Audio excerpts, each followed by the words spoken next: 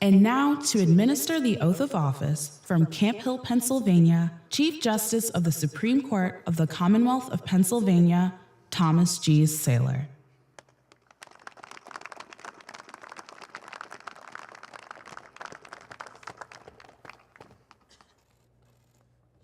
Governor, are you prepared to take the oath? I am. Would you please place your left hand on the Bible, raise your right hand, and repeat after me. I, Tom Wolf.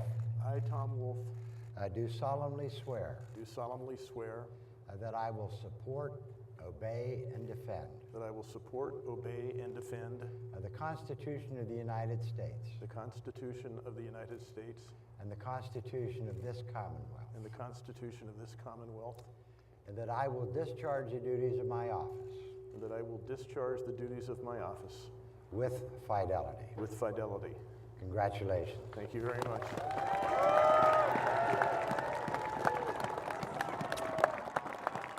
Thank you. People of Pennsylvania, the 47th Governor of the Commonwealth of Pennsylvania, Tom Wolf.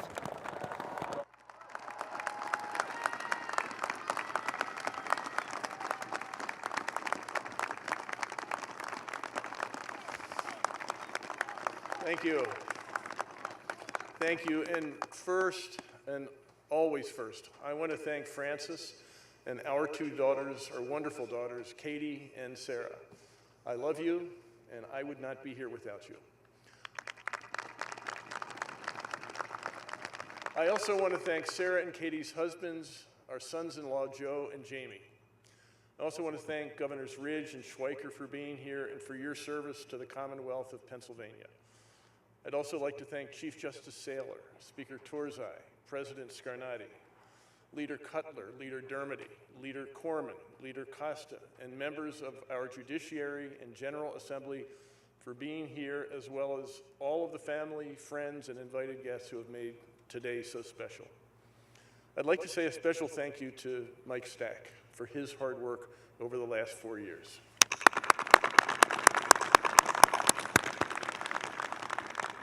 And I'd like to thank John Fetterman for his commitment to public service and for his friendship as we tackle the next 4 years as partners. Don't you think the necktie looks pretty good on John? Huh? For you, Governor. That's good. Most of all, I want to thank the people of the Commonwealth of Pennsylvania. Thank you for the honor you have given me of serving as your governor. Thank you for the inspiration you provide me every day.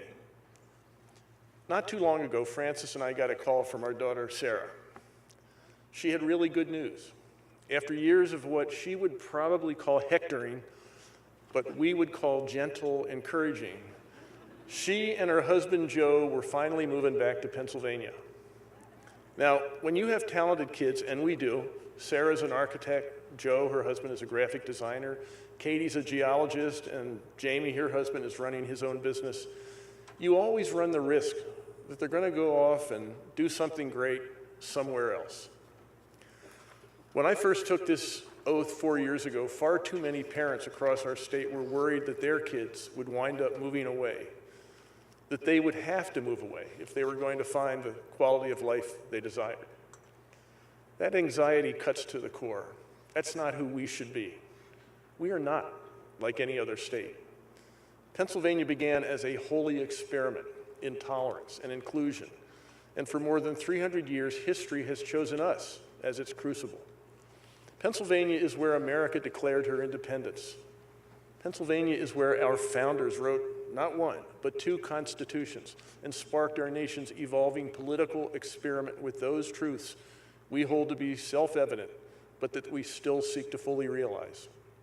Pennsylvania is where Lincoln came at America's most vulnerable moment to eulogize the heroes of Gettysburg and call for a new birth of freedom that we still seek to fully implement for all Americans. And history is still being written right here in Pennsylvania. You see, when you visit the world-class universities, you see that. You see it when you visit our teaching hospitals, where innovation is happening every day. You see it on the farms. You see it in the steel plants, where our great work ethic is on display. You see it when you trace our evolution from dirt tracks to canals to rivers to railroads to highways. Pennsylvania continues to be a place where history is made. So a big part of who we are as Pennsylvanians is the pride we have in where we're from. And we want to pass that pride down to our kids, like Sarah and Joe, so that they can instill it in their children the way our parents instilled it in us. But when I spoke to you for the first time as Pennsylvania's governor, I spoke of a commonwealth at a crossroads. We were still proud of our storied past, but the future had never looked more uncertain. You could look around and see the causes of that anxiety. An economy struggling to keep pace with rapid change. Workers' wages not keeping up with the skyrocketing cost of living. A budget deficit that threatened our fiscal future. $1 billion shortfall in education funding that was crippling our public schools. We were mired in a crisis of confidence, and for good reason. Parents no longer felt like they could promise their kids that Pennsylvania had opportunities to offer them, that their lives would be better than their own. Business owners no longer felt that the soil from which great companies had long grown was still fertile. And citizens of this great commonwealth no longer trusted that our leaders could find common ground. And frankly, after so many failures, we no longer trusted them to do much of anything. It wasn't a Republican or a Democratic thing. It was a simple lack of faith in Harrisburg's ability to solve problems in a way that put people first. Right here, in the birthplace of American democracy, many of us had come to the conclusion that no matter who we voted for, our government was simply broken beyond repair. Our continuous experiment in representative government embarked on by our founders became subject to doubt by far too many. That too many felt that the promise of life, liberty, and the pursuit of happiness had become out of reach for them. And because of that, the challenges that we faced seemed insurmountable. 4 years later, those challenges haven't disappeared. But we've proven that those problems really are not insurmountable. Pennsylvania has created more than 200,000 new jobs, good jobs that support families. We've improved more than 20,000 miles of roadways, restored 1,900 bridges. We've restored $1 billion to our schools and enacted a fair funding formula that made sure that our children and their opportunities are not restricted by their zip codes. We've turned a $2.5 billion deficit into a surplus. We made the first deposit in our rainy day fund in over a decade. We've expanded Medicaid to cover 720,000 Pennsylvanians. And we've increased the enrollment in the CHIP program so that it now serves nearly 180,000 children. We've gotten more than 4,200 homeless veterans off the streets and into permanent housing. And we have helped tens of thousands of seniors and people with disabilities to get care in their homes. The graduation rate is up. The uninsured rate is down. Pre-K enrollment is up. Crime is down. We've got more people working. We've got fewer people in prison. And while we've had plenty of fierce arguments in Harrisburg, that hasn't stopped Democrats and Republicans from working together to do things like legalize medical marijuana, modernize our liquor system, make our pets safer, pass comprehensive pension reform that puts our fiscal future on a sounder footing. Our differences, well, they haven't stopped us from putting down a down payment on criminal justice reform with the Clean Slate Bill, the first in the United States, instituting new protections against domestic violence and passing the first gun safety law in decades.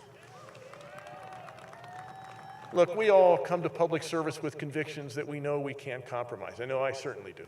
And I know my friends in the legislature do as well. So sometimes we will disagree. And sometimes we will agree to disagree forever.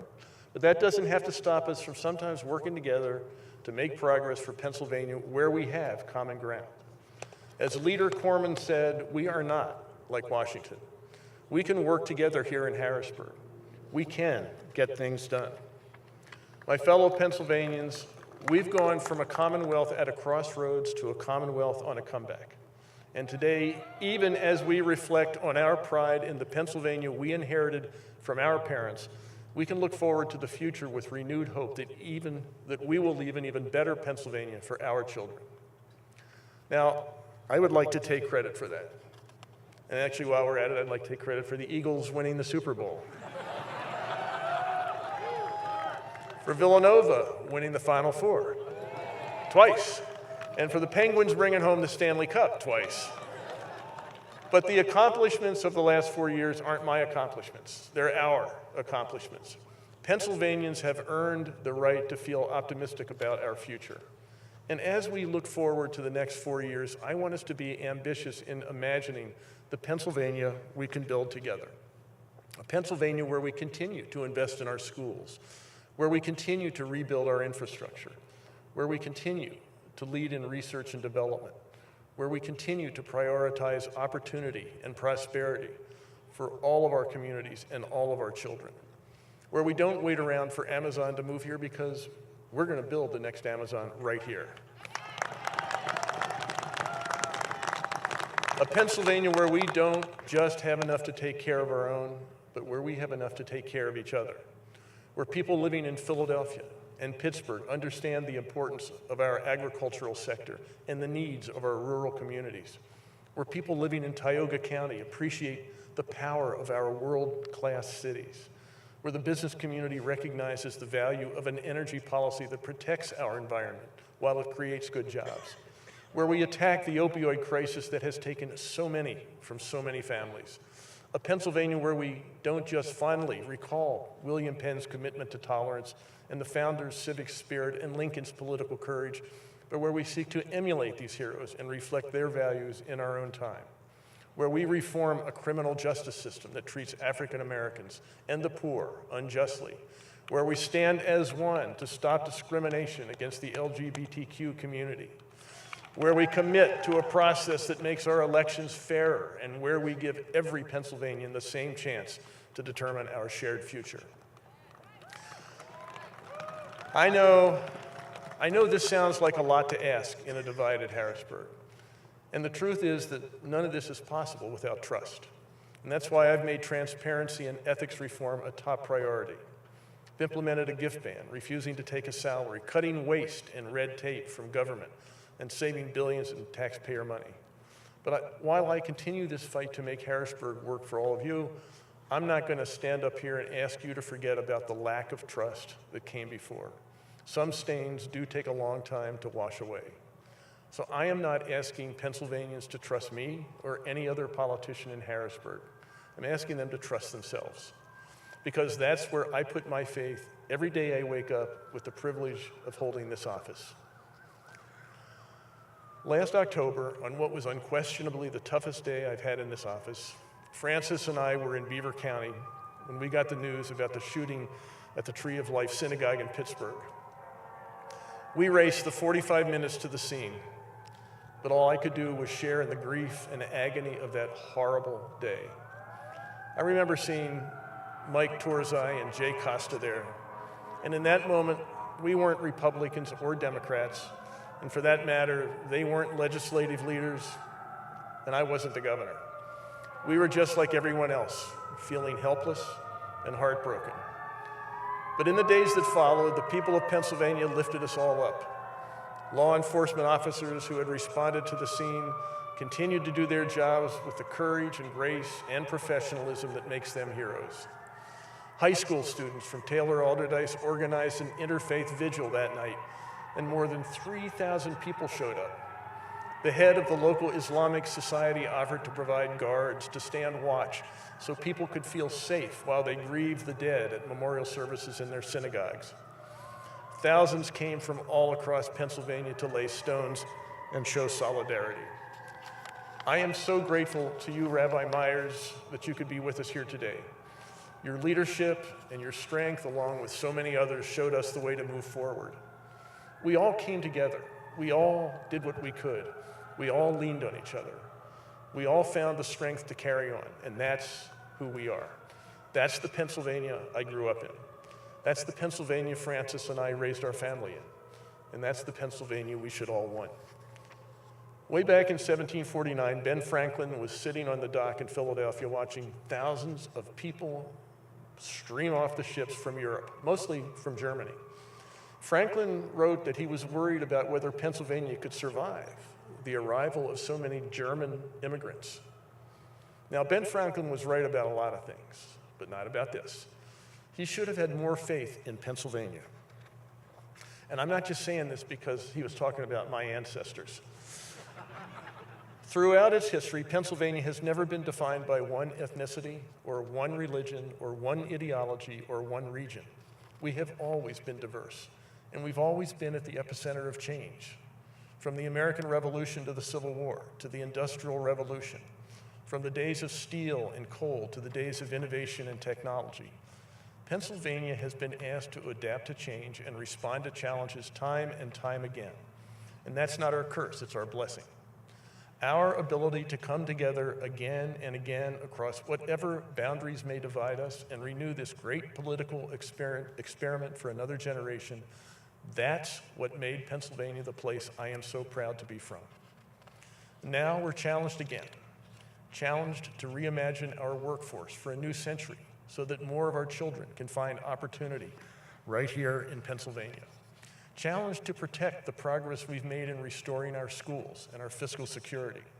Challenged to keep making our state stronger and fairer and more prosperous. I am ready to do my part, but today I'm asking you, the people of the Commonwealth of Pennsylvania, to do your part as well.